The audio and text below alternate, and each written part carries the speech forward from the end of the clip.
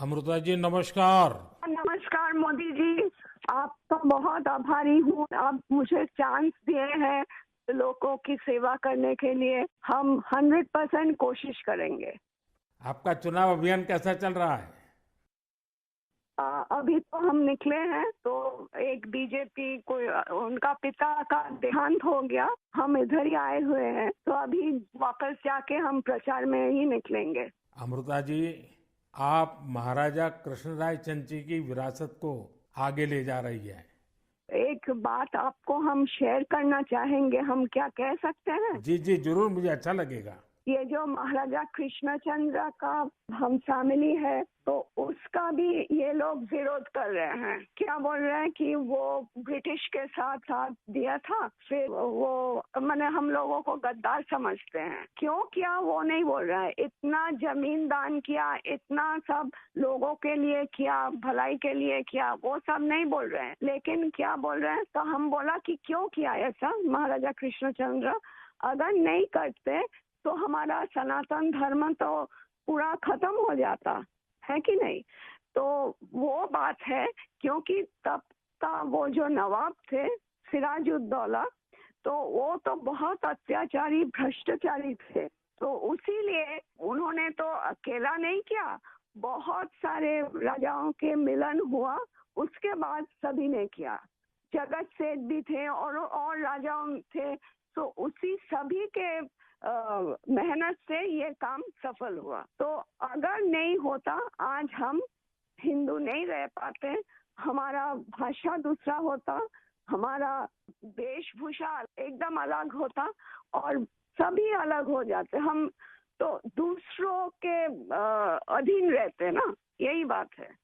अमृता जी, बचपन में हमारे यहाँ हम लोगों को जो पढ़ाया जाता था उसमें कृष्णचंद्र राय की समाज सुधार का काम, बंगाल के विकास का काम, बंगाल के विकास के मॉडल, ये सब सुनने को मिलता था बचपन में। अब देखिए, ये वोट बैंक की राजनीति करने वाले लोग हैं तो बहुत ही अनाप शनाप आरोप लगाएंगे और 300 साल पहले की घटना निकालेंगे, 200 साल पहले की घटना निकालेंगे और बदनाम करने का प्रयास करेंगे। वे एकदम खुद सही बात अपने है। जो वर्तमान पाप है हाँ उसको छिपाने के लिए वो हाँ ऐसी चीजें ढूंढते रहते हैं।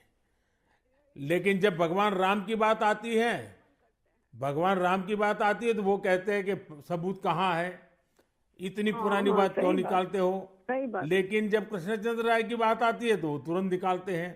तो इस प्रकार हाँ से उनके दोगलापन होता है और आपको हाँ। इसका बिल्कुल मन में प्रेशर नहीं लेना चाहिए। नहीं आपने नहीं, हम तो लेते भी बंगाल नहीं का है। उज्जवल भविष्य और आपका हाँ स्वयं का जीवन भी लोगों के लिए रहा है। हाँ जी। और आपके सामने बंगाल की विरासत को बचाने की भी चुनौती है। और एकदम आप इसे सही बात। कैसे देख रही हैं आप? हम पॉजिटिवली देख रहे हैं।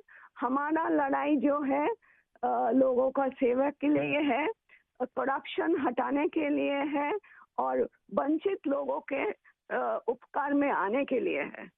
आपने देखा होगा, इन दिनों लड़ाई दो खेमों में बट गई है। एकदम। एक हमारा खेमा है जो इस देश से भ्रष्टाचार को मिटाने के लिए कदम उठा रहा है, और दूसरा हमारे सामने वाला खेमा है, वो भ्रष्टाचारियों को बचाने के लिए इकट्ठे होना, एक दूसरे को बचाने के लिए लड़ाई लड़ना, आरोप करना। और जिन्होंने पहले खुद ने आरोप किए थे वो भी उनको बचाने में लग गए हैं। यानी उनके लिए देश उनकी प्राथमिकता नहीं है, सत्ता ही उनकी प्राथमिकता है। और इसलिए चुनाव में हमने भ्रष्टाचार मुक्त भारत बनाने के लिए लड़ना ही लड़ना है, क्योंकि हमारे देश के युवाओं का भविष्य उज्जवल बने। इसलिए भ्रष्टाचार से मुक्त देश होना ही चाहिए। आपको देखकर ही हम आए हैं। जी अमृता जी, मैं बहुत आपका आभारी हूँ, क्योंकि हमारी टोली को आपने जब ये बताया तो मुझे जरूर लगा कि मुझे एक बार आपसे बात करनी चाहिए। अमृता जी, बंगाल के अन्य इलाकों की तरह हाँ जी। कृष्णा नगर में भी बीजेपी को बहुत उम्मीद के नजर से देखा जाता है। अब आप वहां लोगों से मिल रही हैं, आपको भी लोगों का उत्साह उमंग फील होता होगा।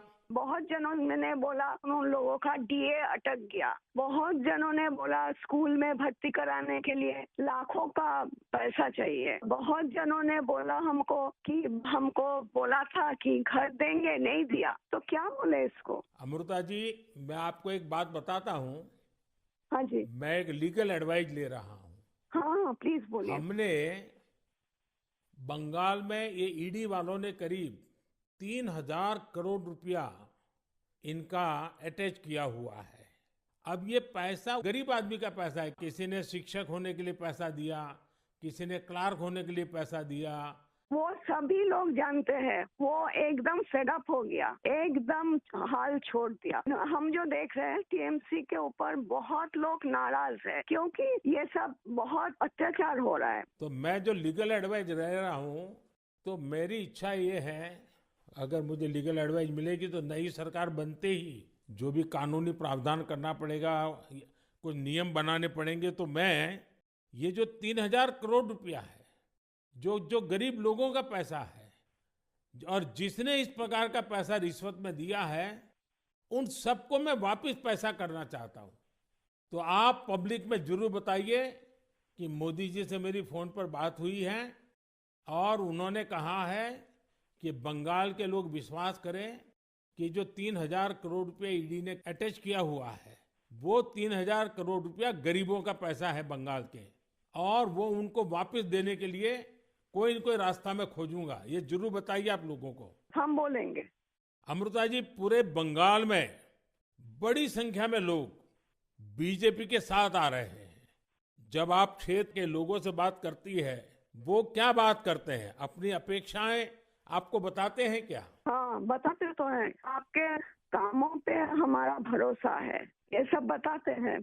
और हम पूछते हैं कि महुआ मैत्रो का क्या होगा, बोलो उसको तो जेल ही जाना है। अच्छा, लोग बोलते हैं। हाँ जी। अच्छा, ये मोदी की गारंटी को लेकर आपके लोकसभा के क्षेत्र में लोगों तक बात पहुंची है? हाँ हाँ, हम तो बोले हैं। तो बोला मोदी जी की तरह हमारा भी गारंटी है, हम जरूर कोशिश करेंगे आपका सेवा में आने का। अमृता जी, मुझे बहुत अच्छा लगा आपसे बात कर करके, और मुझे विश्वास है कि आप विजयी होकर के आपके परिवार की जो बंगाल की सेवा करने की परंपरा रही है, उस परंपरा को आप आगे बढ़ाएगी। आपने चांस दिया है, इसलिए हम आभारी हैं। आपने ये चांस मुझे सौंपा है। बस आप जीत करके आइए, हम मिलकर के बंगाल के लोगों की बहुत सेवा करेंगे।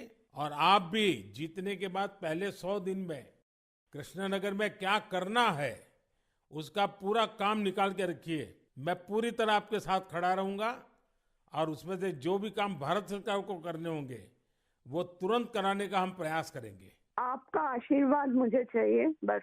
बस जनता का आशीर्वाद हम सबको चाहिए। जनता का आशीर्वाद ही हमारी सबसे बड़ी ताकत है। लेकिन आप मुझे गाइड करिए, ये हमारा रिक्वेस्ट है।